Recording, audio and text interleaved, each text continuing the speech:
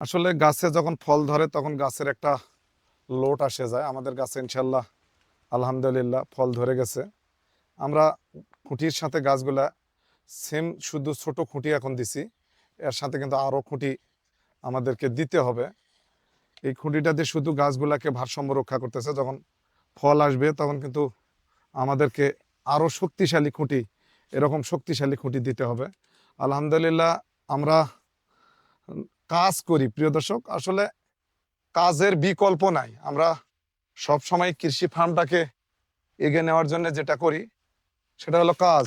আলহামদুলিল্লাহ আমরা নিজের কাজগুলা নিজেরা করি এবং আপনাদেরকে দেখাই, যাতে করে আপনারাও এই ধরনের কাজ করেন। প্রিয় দর্শক, আসুন আমাদের শাহী পেঁপেকে উন্নত জাতে কনভার্ট করার লক্ষ্যে যথেষ্ট চেষ্টা করতেছি, যাতে করে এই জাত আমাদের একটা সহনশীল জাত, এটাতে ভালো পারফরমেন্স আমাদের কৃষকেরা পায়।